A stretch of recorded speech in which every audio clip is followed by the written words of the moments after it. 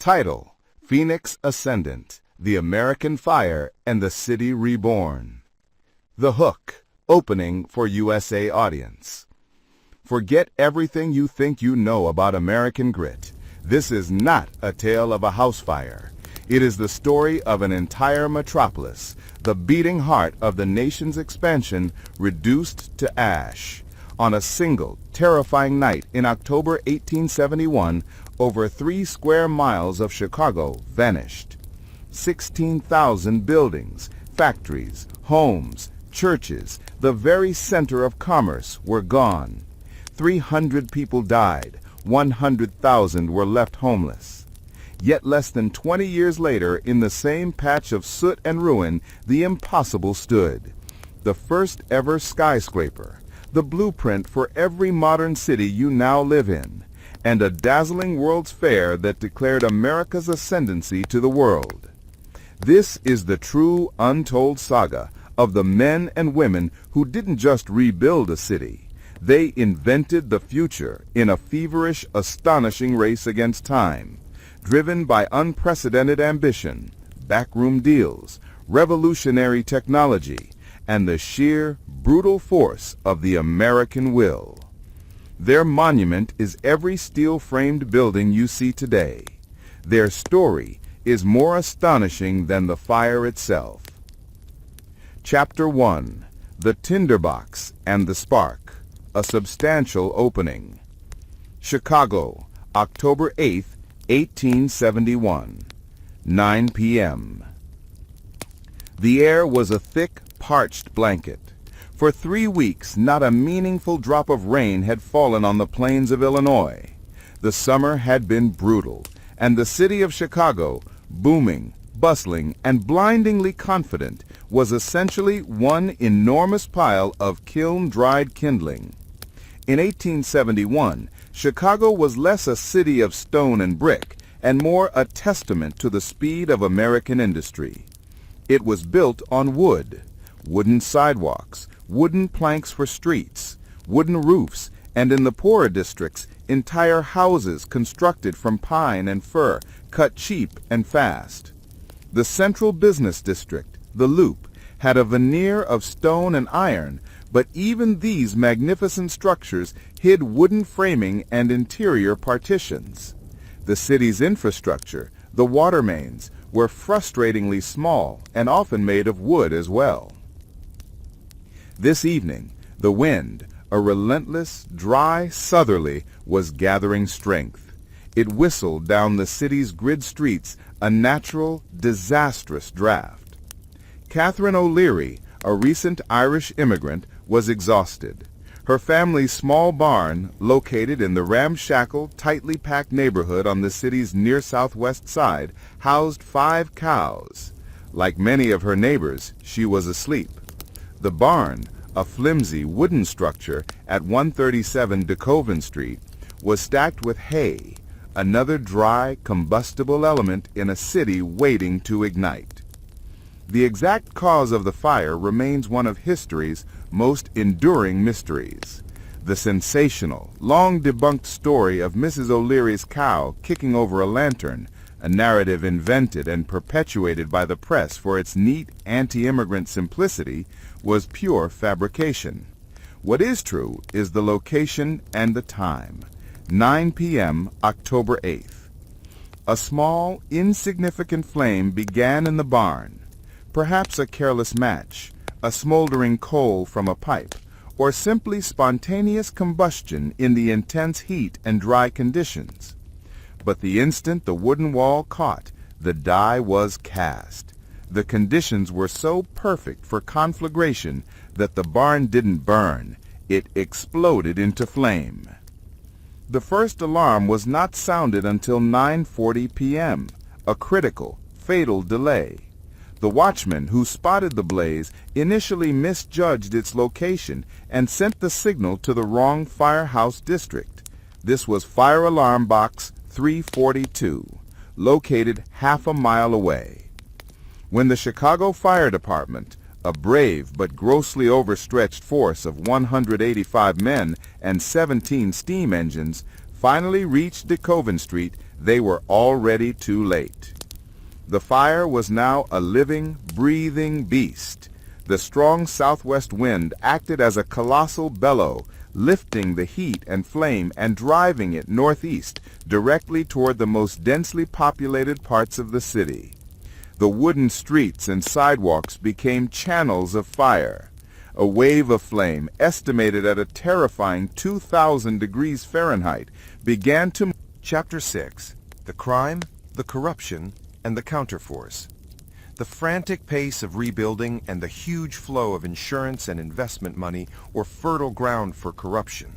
This period was one of intense political struggle, often pitting the ideals of the new city against the realities of political graft. The rise of the machine. The need for quick permits, swift zoning changes, and contracts for massive public works, like the river reversal project, gave rise to the entrenched city political machine.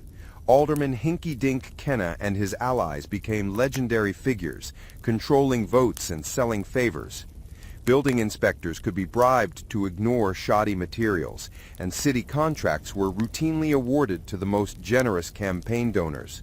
This corruption often directly conflicted with the architects' and engineers' demands for structural integrity and safety. The push to build faster often meant cutting corners on fireproofing or foundational work, a constant, often lethal tension in the construction process. The birth of organized reform. The city's moral and civic leaders, disgusted by the graft, formed powerful reform groups. Their most successful tool was the Chicago Civic Federation, a powerful nonpartisan watchdog. They leveraged the memory of the fire, the result of a poorly maintained, corruptly managed city, to pressure the city council. Their work led to crucial, hard-won victories. Tighter civil service reform, making it harder to hire and fire based purely on patronage. Independent engineering review boards, establishing non-political oversight for the massive river reversal and canal project, ensuring the engineering was sound regardless of the political cost.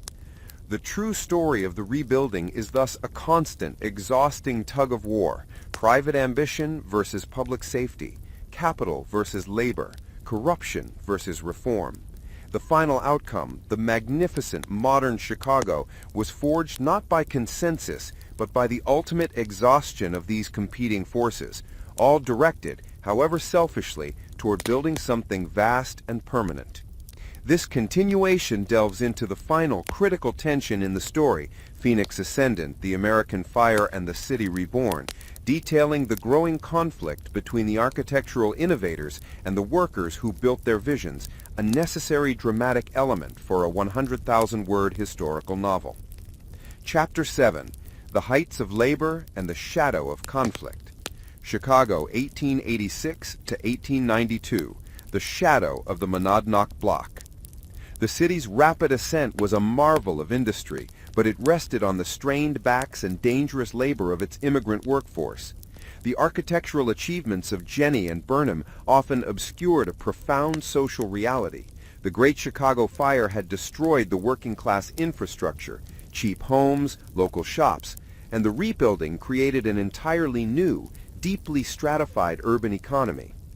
The dangers of the vertical city. The demand for speed and height translated directly into an unprecedented risk for the workers. Construction accidents were so common they barely registered in the society pages. Rivet gangs. The iconic sound of the new Chicago was the continuous, deafening clamor of the rivet gangs. Teams of 4 men, the heater, the catcher, the bucker, and the riveter, worked together on narrow planks, often hundreds of feet in the air, heating rivets until they were cherry red, and then throwing, catching, and hammering them into the steel beams. A single slip could be fatal. The ironworkers. Many of the most skilled and highest-paid workers erecting the steel skeleton were Mohawk ironworkers from Canada, renowned for their fearlessness and ability to balance on the skeletal beams. Their presence alongside the masses of Irish, German, and Polish laborers made the construction sites melting pots of ambition and grievance. The Haymarket echo. The city's labor environment was already volatile. The Haymarket Affair of 1886, a bombing during a peaceful demonstration for the 8-hour day, had violently split the city. It empowered the industrialists, who used the fear of anarchists and radicals to justify suppressing unions and demanding longer hours. For men like Michael Sullivan, the Irish bricklayer introduced in Chapter 5, the conflict was acute. They were intensely proud of the structures they were raising, seeing them as monuments to their own skill, yet they faced wage cuts and dangerous conditions.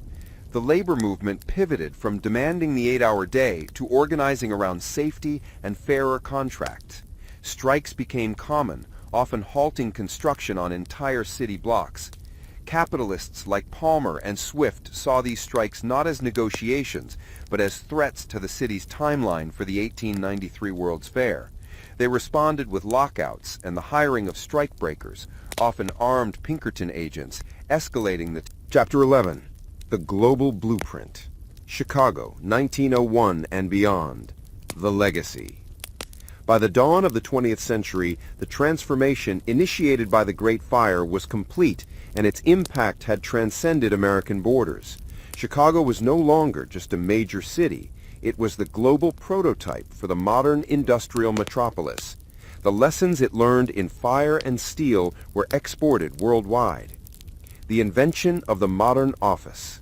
The Chicago skyscraper and the architectural principles of the Chicago School became the blueprint for urban centers from New York to London and Shanghai. Steel skeleton frame. Jenny's innovation allowed cities to manage surging populations and increasing land values by building up. Every subsequent skyscraper built globally, from the Empire State Building to today's towers in Dubai, owes its structural logic to the necessity forced upon Chicago in 1871. Rapid transit and urban planning. The relentless pressure to move workers and goods across the newly rebuilt dense city necessitated the invention of high-speed transit. The Chicago L, or elevated train system, constructed in the 1890s, was a direct response to the congestion of the rebuilt loop. It became the model for rapid transit systems in other American cities, further defining the speed and scale of urban life. The birth of urban ecology. The city's experience with disaster, corruption, and the massive public works of the river reversal also gave rise to modern concepts of urban ecology and planning. The 1909 Plan of Chicago. Daniel Burnham, inspired by the orderly but fleeting beauty of his white city, spearheaded the first comprehensive urban planning document for an American city. The Burnham Plan, though published after his death, called for monumental civic centers, waterfront parks. Chapter 16. The Architecture of Memory and Forgetting. Chicago, 1910. The city fully realized. 40 years after the fire, Chicago had successfully managed the greatest feat of historical revision, turning a catastrophe into a foundational myth of triumph. Yet the architecture itself held the secrets of the struggle, a constant tension between memory and forgetting. The monument to the ordinary. There was no grand, singular monument erected to the Great Fire in the Loop. The city's memorial was its own rebuilt streetscape. Every skyscraper, with its steel skeleton and terracotta cladding, was a functional monument to fireproofing. The fact that the city rebuilt without a specific fire memorial was in itself a profound statement. The citizens chose to look forward, not back. However, the ghost of the fire lingered in